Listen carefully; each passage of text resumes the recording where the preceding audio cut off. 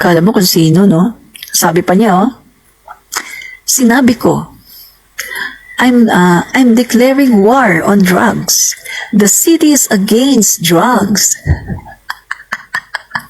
Kala mo tunay, ano? Tapos, mga kaibigan, sila lang pala. Tapos sabi niya, anong ginawa nila? Nirelieve nila 36 kapulis. Wala naman akong inutusan. It's really confusing. Hindi naman masama yung intention ko. Siguro, masama kung involved ka in illegal drugs. Bakit? Why it is an issue for them? Itong DILG, bakit ang dami niyang maniobra? Pakialam niyo ba kung yan yung platform ng Davao City?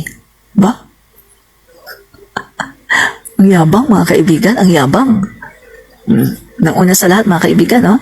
So, nagde-declare daw siya ng war on drugs. Ang tanong natin, hello? Ilang dekada na ba kayong naka-war on drugs? Ang pagkakaalam ko, kasi si Duterte, 22 years ba sa Davao? Buong buhay niya, mga kaibigan, buong buhay ni Duterte na siya ay mayor ng Davao, nag-war on drugs siya. Pagkatapos, nung nag-mayor si Inday Sara, nag-war on drugs din. Pagkatapos, ngayon si Baste, war on drugs din. Ano yan? Hindi nauubos ang droga sa inyo? Hello? Siguro kahit forever kayong mag-war on drugs, hindi talaga mauubos yan. Kung merong nagpapapasok ng mga droga sa inyo, o kung merong may mga laboratory dyan mismo sa inyo na hindi nyo naman pinapahuli. Kasi, baka naman may kinalaman kayo. Kasi magtataka ka, mga kaibigan, ha? Dekada na silang nag-war on drugs. Hanggang ngayon, di pa ba tapos yan? Hanggang ngayon, nag-war on drugs pa rin kayo? Dekada na yan. Make sense, mga kababayan? Kasi kung talagang nag-war on drugs kayo, nang talagang totoo, bakit hanggang ngayon meron pa rin? Dapat wala na yan, di ba? Hello, ang dami nyo nang ginanon eh. 30,000. According to CHR, 30,000.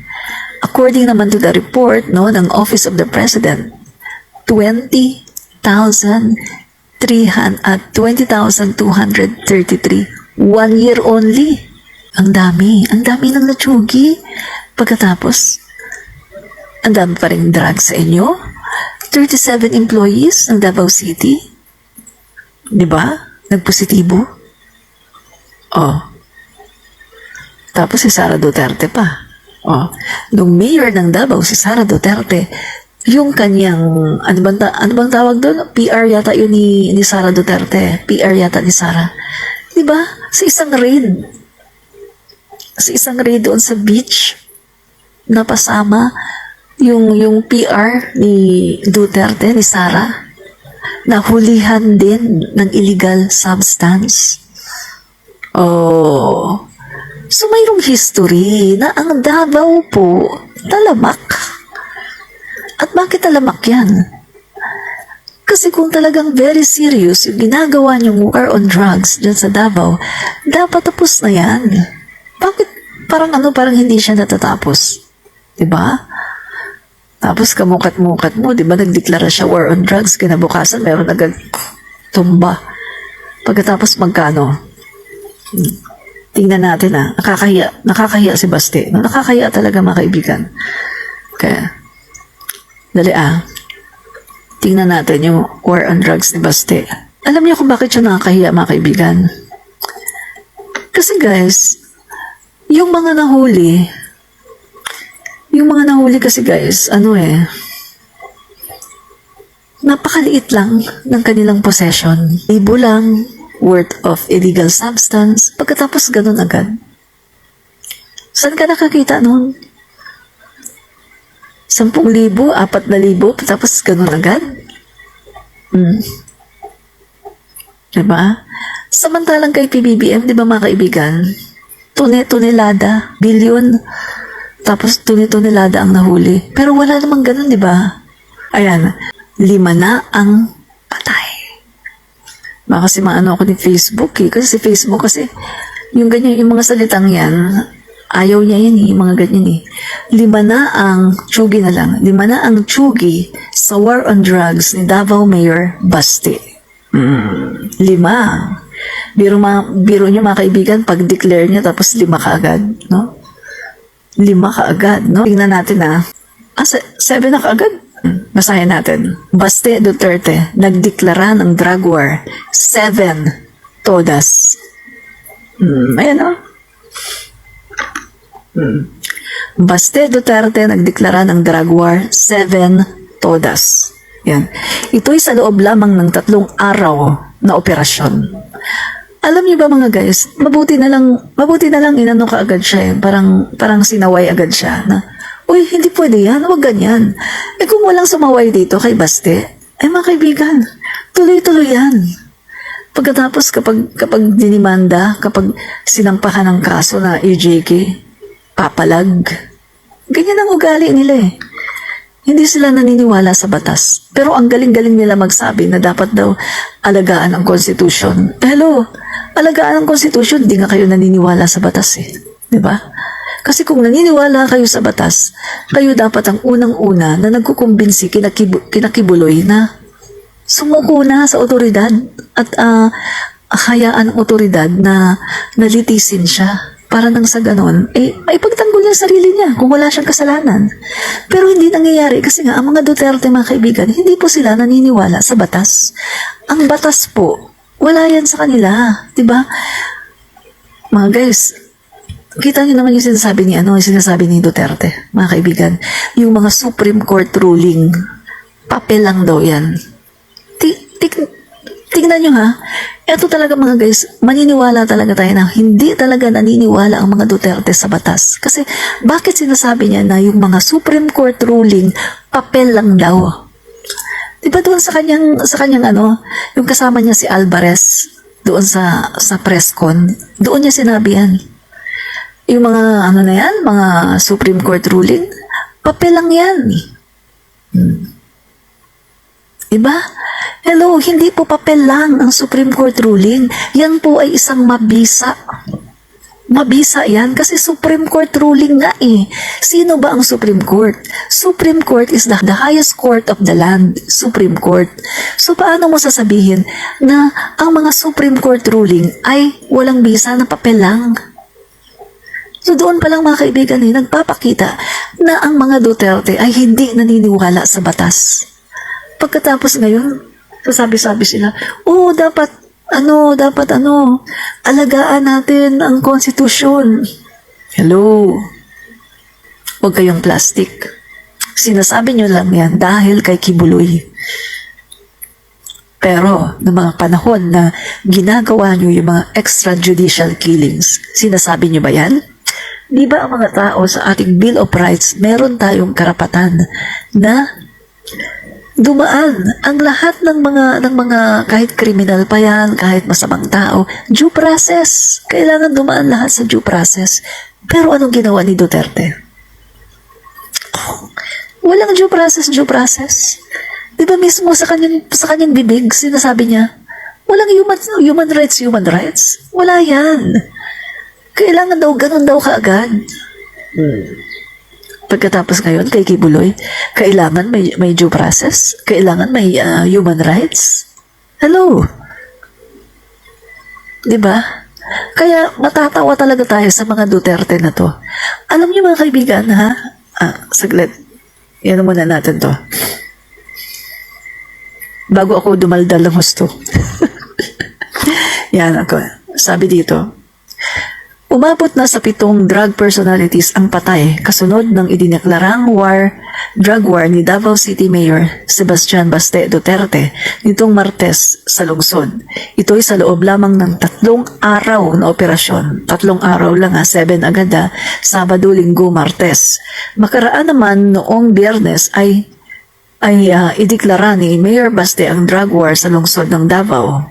Yan, yan. Sabi niya, if you do not leave, I will kill you. Babala ni Mayor Baste laban sa mga drug dealers at users sa turnover ceremony sa bagong police director ng Davao City.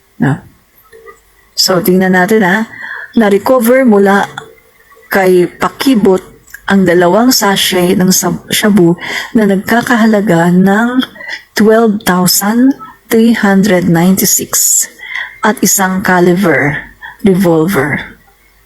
Guys, 12,396 lang ang na-recover pagkatapos may ganun. Ang liit. Sa napakaliit na halaga, may ganun. Grabe, no? Samantalang kay PBBM, ang nahuli, tonelada at nagkakahalaga ng bilyon. Pero walang ganun. Kasi guys, si PBBM, ang ating Pangulo, ay may pagpapahalaga sa human rights. Diba? Pero ngayon, ano sinasabi ng mga Duterte? Tuloy natin yung banat ni Baste tuloy sa ating Pangulo. Kala mo kung sino itong mga to, no? Sabi ni Baste yan. It's really confusing. Hindi naman masama yung intention ko. Siguro masama kung involved ka in illegal drugs. Yan. Parang may paringgit, di ba, na masama kung involved ka in illegal drugs. Parang gusto niyang pinaparinig niya sa Pangulo natin, no? Kasi yan yung kanilang narrative na si PBBM daw ay bangag. Yan yung narrative nila di ba? So, ano pang sabi niya? Bakit? Why it is an issue for them? Itong DILG, bakit ang dami niyong maniobra? Pakialam niyo ba kung yan yung platform ng Davao City? Guys, hindi pwedeng ganyan. Hindi pwedeng ganito. Alam niyo, ang DILG kasi, siya yung itong si Baste Duterte, under siya ng DILG. Diba? Ano ba yung DILG? Department of Interior and Local Government, diba? So, under po siya ni Abalos, itong si Baste. Pero eto tayo, si Baste, hindi niya ginagalang si Abalos. Isa bagay nga, ang Pangulo nga, hindi nga niya ginagalang So guys, makikita nyo etong tao na to na hindi marunong rumispeto sa mga kinauukulan, etong tao na to mga kaibigan, wag na wag kayong boboto ng ganitong klaseng politiko na hindi marunong gumalang sa mga nakakataas sa kanya. Bakit? Kasi eto mga kaibigan simple lang kung yung mga nakakataas sa kanya na mga politiko, no? DILG, mas mataas sa kanya yan boss niya. Pangulo, boss niya yan no? Nakakataas yan. Hindi niya kayang igalang. Kapag ganito mga kaibigan ng isang politiko na hindi niya kayang igalang yung mga nakakataas sa kanya, how much more ang mga maliliit na mamamayan na kanyang nasasakupan? Mas lalong hindi niya yan igagalang. No wonder mga kaibigan, ang mga Duterte ay hindi ginalang ang mga mamamayang Pilipino. Kinitil nila ang mga buhay ng libu-libong Pilipino kasi wala nga silang paggalang. Hindi sila naniniwala sa yung respect. Respetuhin mo to, respetuhin mo. Hindi sila naniniwala sa respect. Walang respect, mga kaibigan. Hindi sila marunong ng salitang paggalang. Wala sa kanilang ganun. Guys, values yan Bilang isang tao, bilang isang Pilipino, matuto kang gumalang sa kapwa mo. Kung gusto mong igalang ka, matuto kang gumalang sa kapwa mo. Igalang mo yung nakakataas sa'yo. Igalang mo yung kung sino man yung nasa authority. Dahil yan din ang sinasabi ng Biblia. Respect the authority. Yan sinasabi sa Bible, mga guys, irespeto mo ang mga otoridad. Irespeto mo ang mga nakakataas sa'yo. Ang king, ang queen, mga kaibigan, respect your leaders. Yan ang nakalagay sa Biblia. Pero kung ang isang politiko na katulad ni Baste Duterte hindi marunong rumispeto, wala yan. Hindi yan magandang pinuno. No? Pagdating ng araw, kung halimbawa magiging pinuno siya, hindi siya magiging mabuting pinuno kasi hindi siya marunong ng respeto. Ang gagawin yan, magmamalabis yan katulad sa tatay niya. Magmamalabis yan sa kanyang katungkulan. At ang kanyang katungkulan ay gagamitin niya para makapagmalabis siya. Yan mga kaibigan, ginawa ng tatay niya, si Duterte. Diba? Minura ang Diyos, minura ang pari, minura ang papa, pinagmumura yung mga tao, yung mga press, pinagmumura. Diba? Tapos ito pa, meron pang binabanggit itong si Baste, no, na yung mainstream media daw, wala na daw mainstream media ngayon. Binayaran daw, tahimik na daw ang mga mainstream media. Mga guys, eto komentaryo natin. Ito kasi mga Duterte, mga kaibigan, alam naman natin yung ginawa nila sa mainstream media, di ba? Kapag meron sa kanilang mga tumutulig sa nagsasabi na bakit ganito o bakit ganyan yung nangyari ngayon, yung war on drugs, ang dami namamatay, etc. etc. Galit na galit diba si Duterte noon, mga kaibigan? At anong ginagawa niya mga guys? Pinoprosecute niya yung katulad na lang ni Maria Ressa, di ba? At yung ibang may mga journalist, mga kaibigan, sa panahon ni Duterte na alam niyo ba yun? So yan mga guys, ugali ni Duterte na pinapatahimik niya ang media. Ugali ng Duterte na kanila pong binabanatan ang media. Naalala ko mga kaibigan nung napanood ko sino ba yun yung sa Rappler, yung magandang babae, si Aranyada, yung bata pa, no? Nakita ko mga kaibigan, kawawa, naawa talaga ako sa kanya. Sa harap ng maraming tao, no? Andyan yung mga journalists, may mga foreign correspondent, tapos andyan yung sinabongo, no? Tapos yung mga PSG. Talagang inano niya. Harap-harapan mga kaibigan, pinagalitan niya na parang ginawa niyang bata, na parang pinagalitan niya na, grabe talaga mga kaibigan, pinahiya niya ng gusto. Pia ba yun? Pia Ranyada. Pinahiya niya ng gusto mga kaibigan. Galit na galit siya. Dahil lang sa tinanong siya tungkol doon sa kay Bongo, no? Tapos galit na galit siya si Duterte. Guys, nakikita niyo ngayon si Pangulong Marcos, 'di ba? May mga nagtatanong 'di ba sa kanya na minsan foul yung question. Pero ano ginagawa ng Pangulo natin? Hindi naman yung pinapagalitan, di ba? Hindi naman siya nagagalit. Hindi naman siya nagmumura. Pero itong ginawa ni Duterte, mga kaibigan, no? Diyan kay Pia Ranyada, nagpapakita lang ito na si Duterte ay hindi po gumagalang, wala po sa kanya ang freedom of speech, freedom of expression, wala po sa kanya yan. Pero ngayon sa panahon ngayon ni PBBM, naghahanap po siya. Ang sabi pa niya, nawawala na daw ang demokrasya natin. Pinipigilan daw sila sa kanilang pag-i-express. Hello? Pinipigilan pa kayo niyan? Grabe na nga pag minumura niyo ang Pangulo natin. Halos parang hindi na nga. Guys, sa totoo lang ako nakikinig ako sa pagmumura nila sa Pangulo natin. Parang hindi malunok yung kanilang mga mura na talaga namang ang lulutong. At hindi lang iisang beses. Marami. Pinapaliguan nila ng mura ang Pangulo. Guys, Baste Duterte, mayor ka. Pangulo ng Pilipinas, pinagmumura mo. Anong klase kang public servant? Lahat ng mga ginagawa ni Baste Duterte, nagre-reflect sa kanya yan bilang isang tao, bilang isang politiko. Yung mga DD sheets naman, mga kaibigan, sigawan, no? Guys, ngayon ko napatunayan na ang mga DD sheets talaga, eto napakababaw. Kailangan sa mga DD sheets, ang Pangulo, gusto nila nagmumura. Palakpakan sila, sigawan sila pag nagmumura na. Talagang hype na hype sila. Duterte! Hype na hype sila pag nagmumura, gusto nila. Kapag nambabastos ng babae, hiyawan sila, mga guys. Tuwan-tuwa sila kapag nambabastos ng babae si Duterte. Ano pa?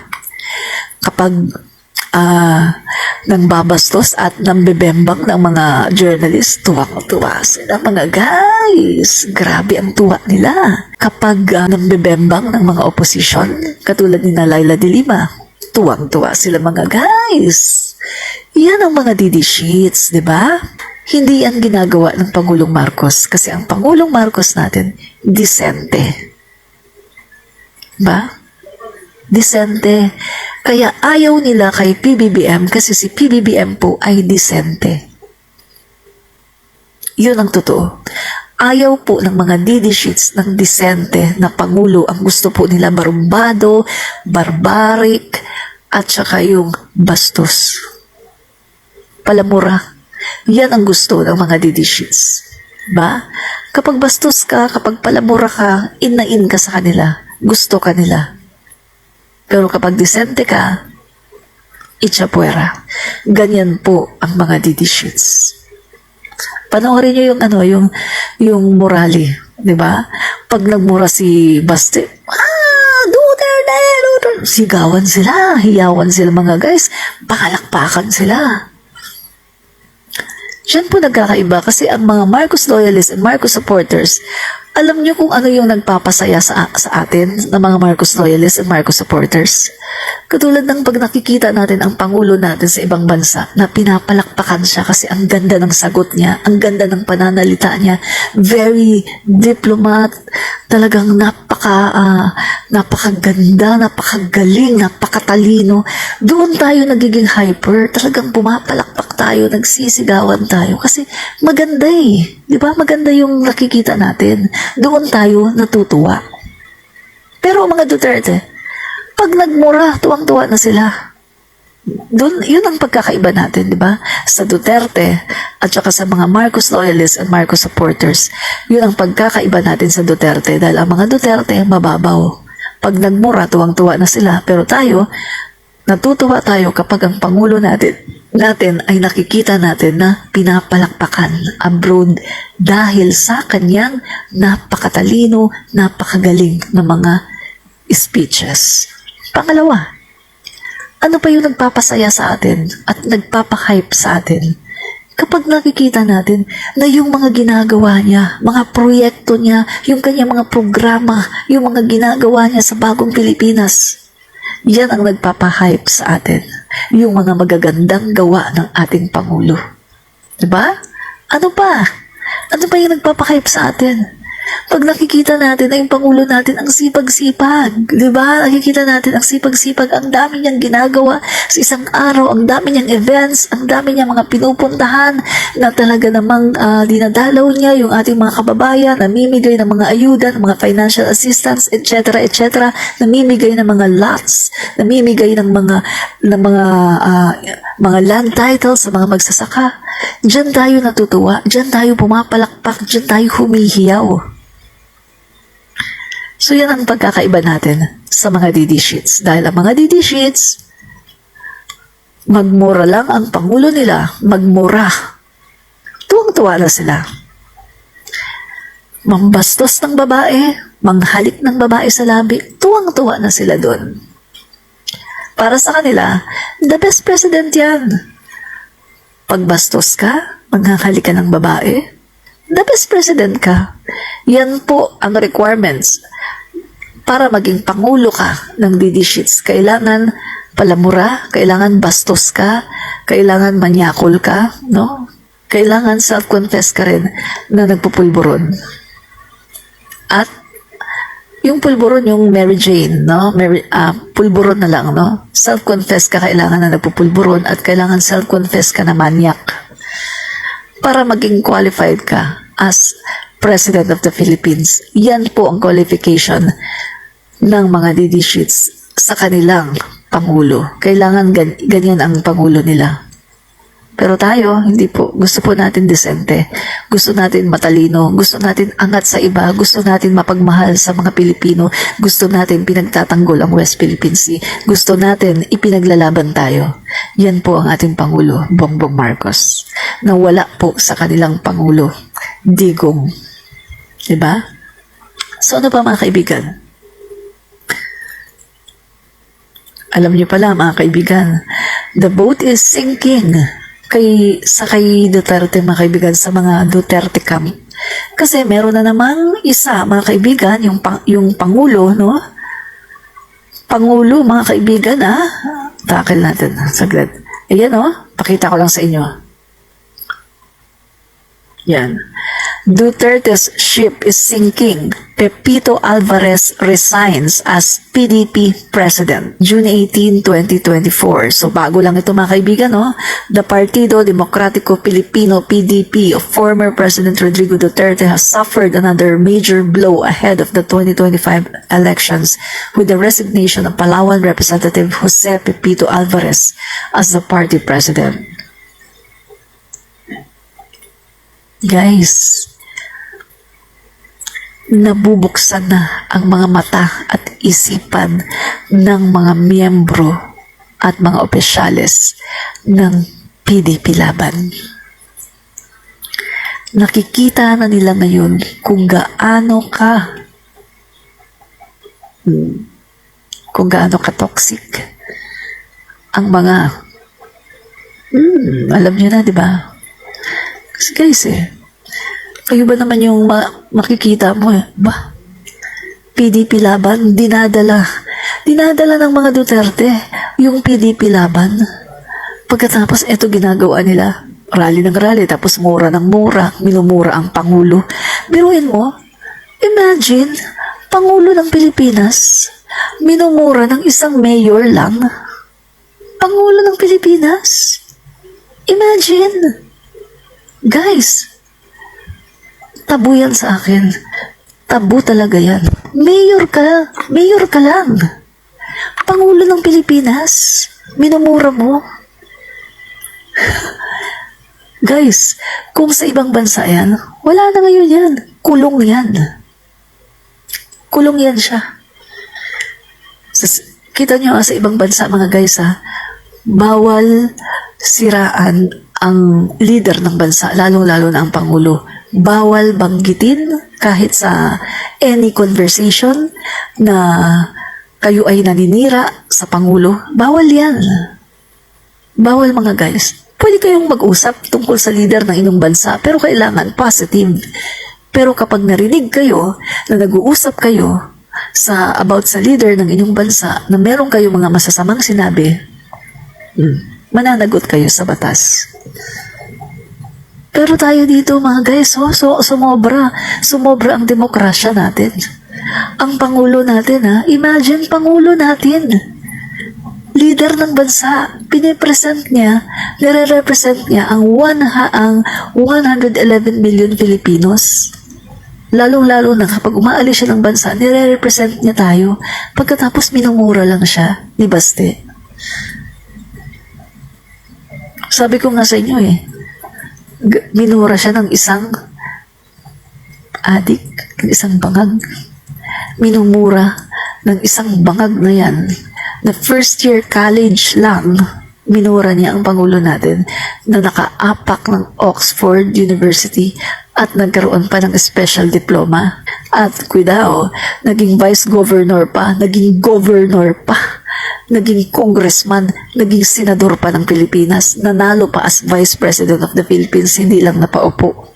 At ngayon nanalo na presidente. Guys, wala sa kalingkingan si Baste. Ito lang siya ano lang siya guys? Dumi lang siya ng kuko ni PBBM. Walang binatbat si Baste Duterte.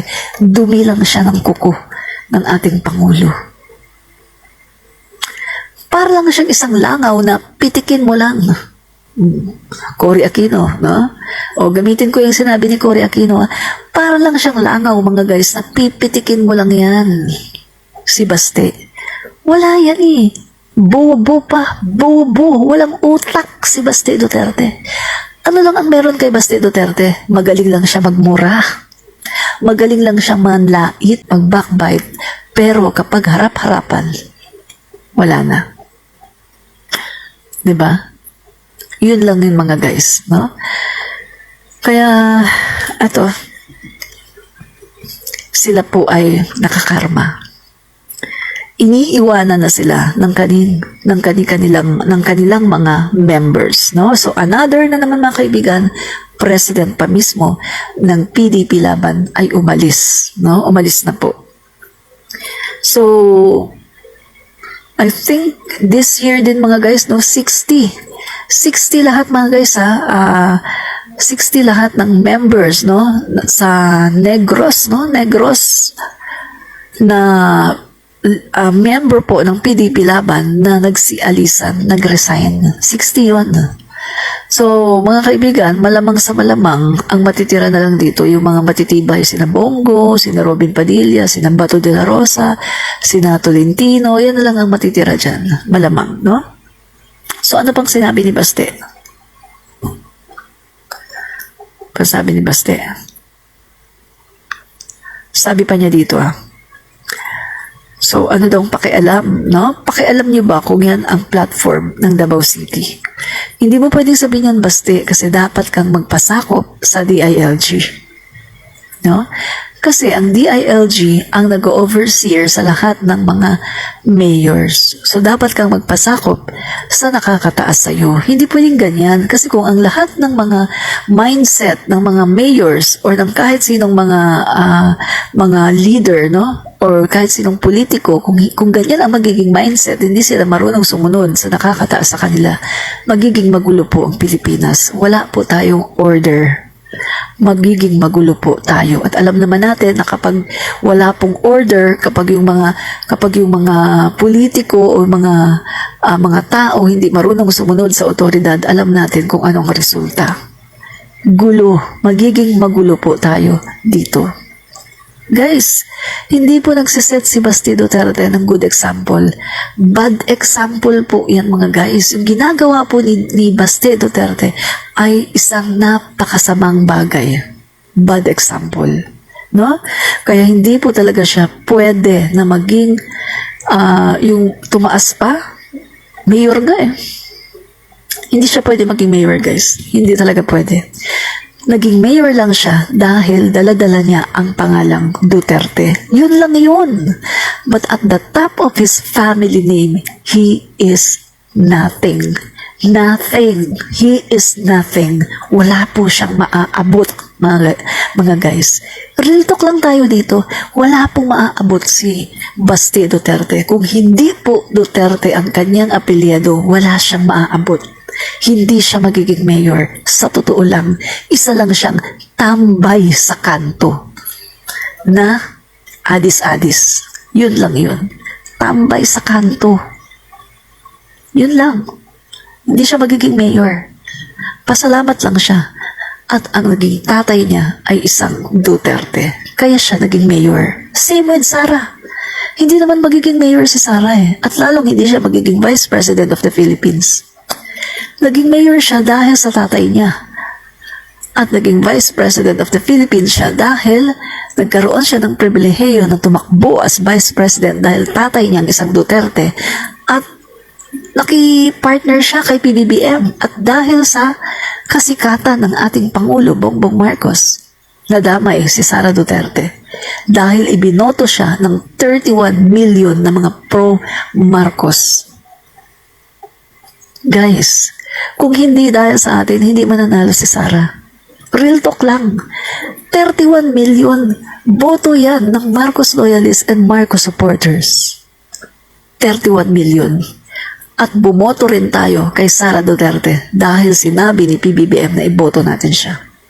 Kasi mga guys, real talk lang tayo dito Wala namang ibang boboto kay PBBM kundi ang mga Marcos loyalists at Marcos supporters. Kasi ang mga dilawan, hindi naman yan boboto kay PBBM. Hate na hate nila si PBBM, di ba? Noong mga time na yon. Isko niyan, lalong hindi boboto kay PBBM yan. Kasi ang gusto nila si Isko. Kaya yung bumoto kay PBBM, imagine nyo guys, yung bumoto kay PBBM na 31.6 million Filipinos, yan talaga ang solid Marcos, solid PBBM. At binoto din si Sara Duterte. Bakit merong butal kay Sara? Bakit naging 32 million? Kasi nga, yung sobra, yung 1 million dyan, yun lang ang DDS. Sila yung mga DDS, yung 1 million. Tayo yung 31 million at yung mga DDS, 1 million only. Ganoon lang sila kakonti. Yun ang totoo guys. Kaya si Sara Duterte, hindi niya kayang manalo sa kahit anong national election. Hindi siya mananalo. Lalo na ngayon na ganyan ang ginawa nila sa Pangulo natin. Lalong hindi mananalo yan. No? Ano pa? Ito. Sabi pa niya, parang ayaw ni Basti na pakialaman siya. Wow. Alam mo, Basti, ganito lang yan, no?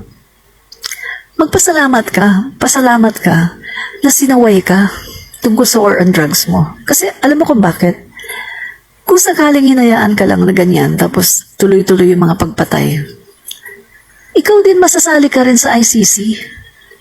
Diba?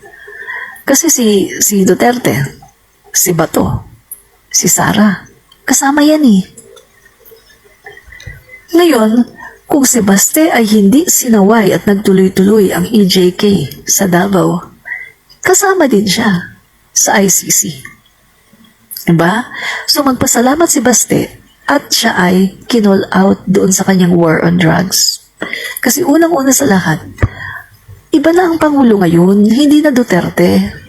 At ang ating Pangulo ngayon ay nag-a-uphold sa human rights. Kaya kung ano man yung directive ng Pangulo, yun ang dapat na ipatupad.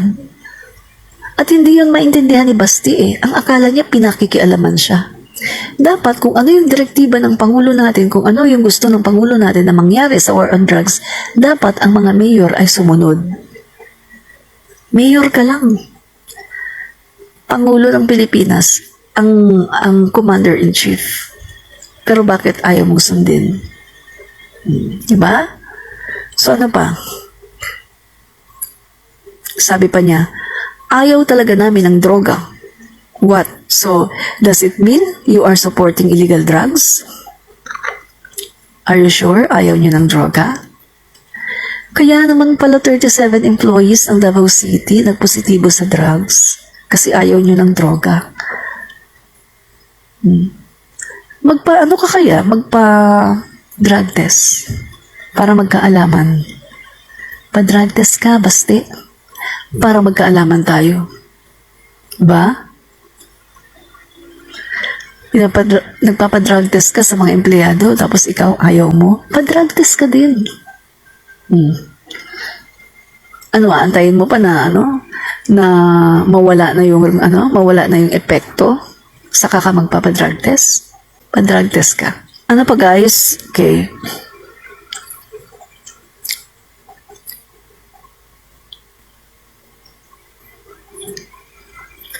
Tapos mga guys, no? Hindi lang si Baste ang nagmura sa pangulo natin. Halos lahat ng mga nagsalita doon, talaga namang hype na hype, lalong-lalo na si Harry Roque. Galit na galit mga guys kay PBBM. At sinasabi pa rin niya, nasa katinoan ka pa ba? Bakit gusto mong mamatay ang mga Pilipino? Mga kaibigan, mga guys, talagang makikita natin na etong mga DD sheets na to mga kaibigan, ito talaga ang aim nila sa kanilang pagmumurali, no? Kita niyo mga kaibigan di ba sinasabi ni Duterte, wala naman daw silang balak na pabagsakin ang gobyerno ni PBBM, wala naman daw silang balak na mag-disturb. Hello, eto isip tayo. Ano ang purpose? Bakit panay rally ninyo? Bakit kayo rally ng rally? Sabi ni Baste, di ba? Kasi para daw maipahayag nila yung kanilang mga sentimento. Masabi ko naman kanina, ilang beses na pumunta si PBBM sa Davao, hindi hinarap ni Baste, pinagtaguan ni Baste. Na supposed to be, dapat yun ay pagkakataonan niya para sabihin sa Pangulo directly, no, sa mukha mismo ng Pangulo para sabihin kung ano yung reklamo nila. Pero hindi niya nagawa kasi pinagtaguan niya ang Pangulo kasi naduwag siya. Kaya lang niyang batikusin ang Pangulo kapag wala. Pero kapag nandyan, pinuntahan siya mismo sa Davao 2 times. Hindi niya hinarap ang Pangulo. So, ito mga guys kung sinasabi ni Baste na kaya sila nagrarally dahil dito para maihayag nila ang kanilang mga saloobin, ito naman masasabi ko. Yung kapatid mo, Vice President of the Philippines, baka nakakalimutan mo, Baste. Ang kapatid mo ay Vice Presidente ng Pilipinas. Nakakalimutan mo ba? Ang kapatid mo, cabinet member din ng Pangulo, DepEd Secretary. Ang kapatid mo, ka-unit team ng Pangulo. Nakalimutan mo ba yun? Anytime, kung meron kayong disgusto, pwede mo namang sabihin sa kapatid mo na, ay, ate, pwede bang pakirelay mo naman kay presidente? Ganito yung aming O kung hindi man, pwede mo namang sabihin sa ate mo, ate, pwede bang pakisabi kay presidente? Pwede bang magkausap kami? Kasi ganito, meron kaming gustong sabihin na ganyan, ganito sana. Madali lang naman, di ba? Pero, bakit kailangang nasa platform ka? Bakit kailangang nasa isang stage ka? Alam ko na kung bakit. Kasi kung nasa stage ka, lumalakas yung loob mo. Lumalakas yung loob ni Baste Lalong-lalo na kapag hinihiyawan na siya ng mga DD sheets. Pag magmumura siya, naghihiyawan ang mga DD sheets, lumalakas ang loob ni Baste. At ang purpose kasi nila ay hindi talaga ipaalam kay PBBM kung ano yung sa loobin nila. Kasi ang purpose talaga nila, sirain ang ating Pangulo. Ang purpose talaga nila, mangumbinsi ng mga tao, makahanap sila ng kakampi doon sa mga tao na ganito ang ating Pangulo ngayon, ganito ang gobyerno natin ngayon, walang ginagawa, walang kwenta ang gobyerno natin ngayon. Yun ang katotohanan. Kaya sila nagrarally dahil gusto nilang sirain ang administrasyon ng ating Pangulo para iluklok ang kanyang kapatid na si Sara Duterte. Real talk tayo, real talk. Yan ang totoo. Walang iba. Yan talaga ang totoo. Bakit nila ginagawa yan? Bakit gusto nilang sirain ang Pangulo at iluklok si Sara Duterte? Kasi nga mga kaibigan, hindi nila nakukuha ang gusto nila. Alam niyo ba, kaya sila nag-iingay ngayon kasi hindi nila nakukuha ang gusto nila. Unang-una sa lahat mga kaibigan, natatakot sila sa ICC. Kasi si Duterte, sangkot yan. Kasama yan. Siyempre, siya yung pasimuno niyan Si Bato. Si Sara Duterte. Takot sila. Pangalawa, naglalabasan yung mga baho nila. Yung mga katiwalian nila, mga Parmali, mga 51 billion, naglalabasan ngayon na sa Davao City pala, ang dami palang mga red flag ng COA. Ang daming mga confidential funds, ang lalaki. Daming mga ginawang mga investigasyon na nagsasangkot sa mga Duterte, dito sa mga sindikato, na Michael Yang, mga Peter Lim, Kenneth Dong, at iba pa. So, naglalabasan yung kanilang baho. Tapos, andyan pa si Kibuloy, na gusto nila makialam si PBBM, gusto nila katawanin niya ni PBBM, makialam si PBBM at sabihin niya, ay, huwag nyo nang anuhin yung kaso na yan, ibasura nyo na. Yan ang gusto ng Duterte. Yan ang gusto ng mga Duterte, makialam si PBBM sa kaso ni Kibuloy. Gusto nila ma-whitewash ang kaso ni Kibuloy. Tapos yung kinatives, kinabantag, gusto nila mapawalang sala si Natives, sinabantag. So mga guys, pansarili po.